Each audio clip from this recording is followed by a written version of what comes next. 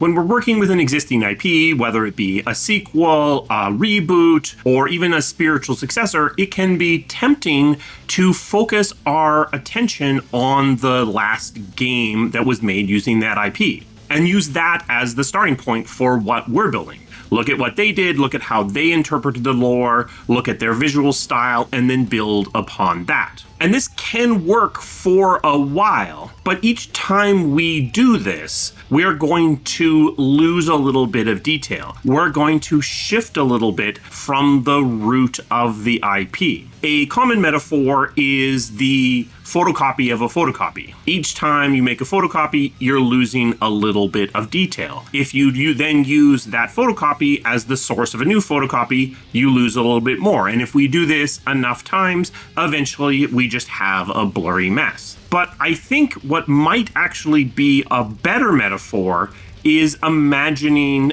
a tree. If we start at our primary sources, if we start from where the IP was imagined, we're starting near the ground. We're starting with the root of what this IP is based. If we base our property on the last piece of media that was made using this IP, we are out in one of the branches. And if we continue down that, if each subsequent entry in this IP just bases itself upon the last, then we are destabilizing this tree. We are building out into the edges, moving further and further away from the core. And if we don't understand that core, what will eventually happen is the entire tree will fall over.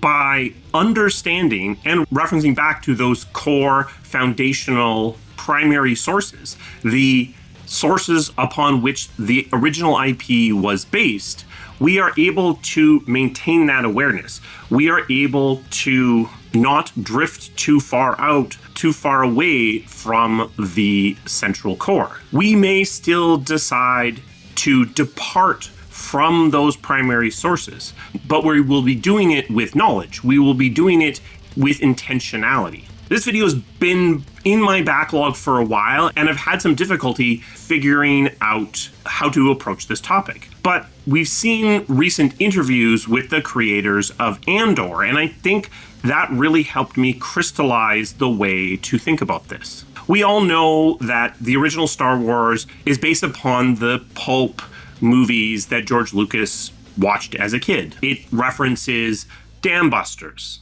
A precise hit will start a chain reaction which should destroy the station. Only a precise hit will set up a chain reaction. The target area is only 2 meters wide. Drop a 10-ton bomb from 40,000 feet that would seal itself in the roots of the wall. Well, the shock waves would be tremendous. A real earthquake. But could you hit a target that size from 8 miles up? All wings reporting. Okay, leader. Standing by. Hello, Ed Mother. Standing by. Are you there? Standing by. I'm here, leader. Standing by. Here, leader. Standing by. Here, leader. Standing by. Here, leader. Standing by. Here, leader. Here, leader. How many guns do you think, Goal 5? Say about 20 guns. Some on the surface, some on the towers. How many guns do you think there are, Trevor? I say there's about 10 guns. Some in the field and some in the towers. It's too late, Skipper. It's too late.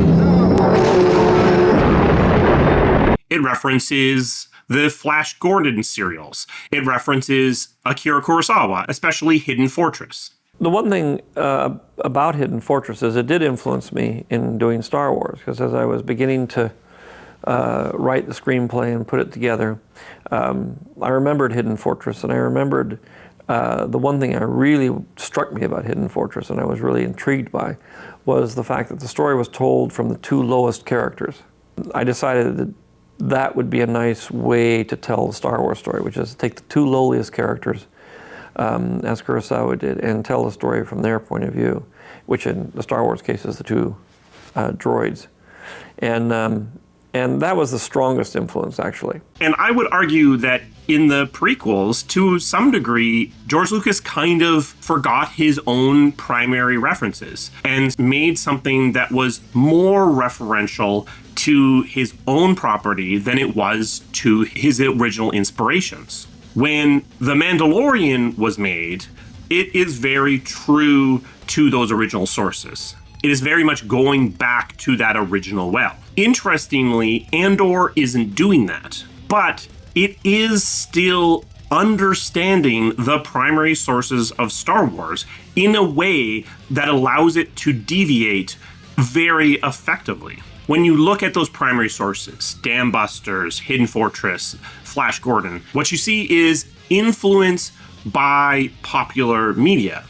Influence, in the case of the original Star Wars, of very pulp, things focused more on children. Well, less so Akira Kurosawa, I suppose. With Andor, we keep that same thematic influence.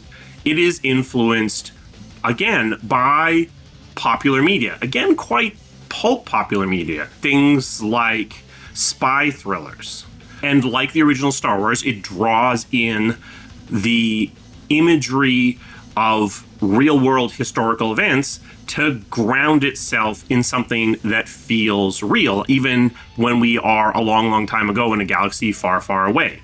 So because Andor understands the primary sources in a deep way, it is able to deviate from those sources and make something that feels very much like Star Wars, but is something different. It is able to keep the primary sources that make sense for it to keep, draw inspiration from other sources in order to pick new starting points, and combine those into something that feels authentic. If you look at some of the more experimental early MCU films, they were doing something similar. They were going back to the Golden Age and Silver Age comic books for a lot of their plot lines, but ultimately from their filmmaking perspective, they were trying to draw in external sources to keep their filmmaking fresh. So Ant-Man is a superhero movie, but it's also a heist movie. And Winter Soldier is a superhero movie, but it's also a political thriller. As we've moved deeper into the MCU, I would argue that to some degree they've lost sight of those primary sources. The movies have become referential to themselves. They've become unable to look out of their own world building and remember those primary sources. So that tree is starting to grow and lean to one side because they're not necessarily building other things to balance it out. Is the MCU in danger of falling over? I don't think it is anytime soon, and I think that people are starting to show awareness that maybe they've lost sight of some of their primary sources, but we'll see what the next couple of years bring. And you see this in games. The visuals of Mass Effect are heavily influenced by the visuals of Sid Mead. They're designed in that aesthetic. That's their primary source, is this one particular view of the future. But by the time we get to Andromeda, the game is much more referential to itself. It is drawing inspiration from the previous Mass Effect games. We have an Andromeda Galaxy Citadel-like thing.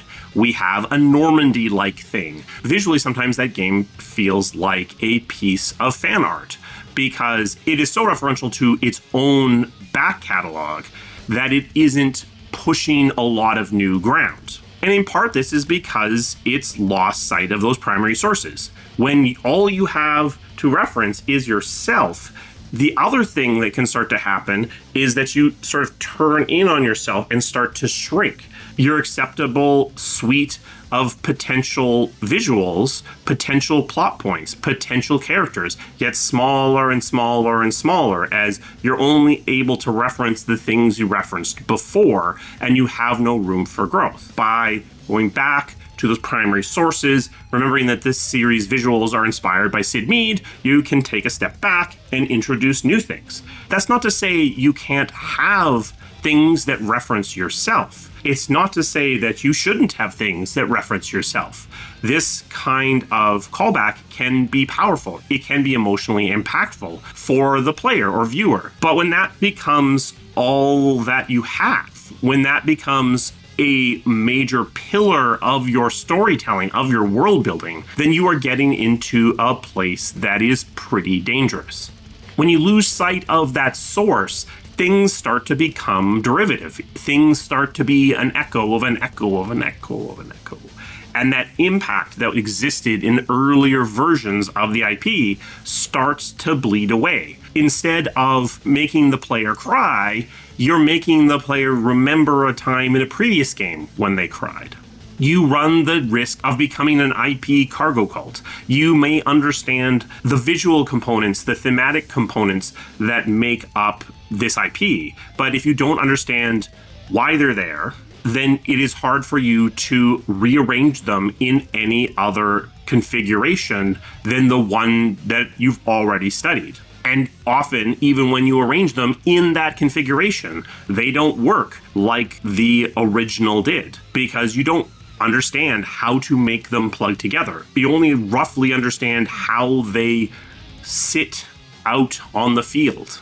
So how do we do this? Well, if it's your own IP, if this has been your IP all the way along, remember that you had inspiration in the first place. Remember that you had primary inspirations. And as you make sequel after sequel, don't climb into your own head too much.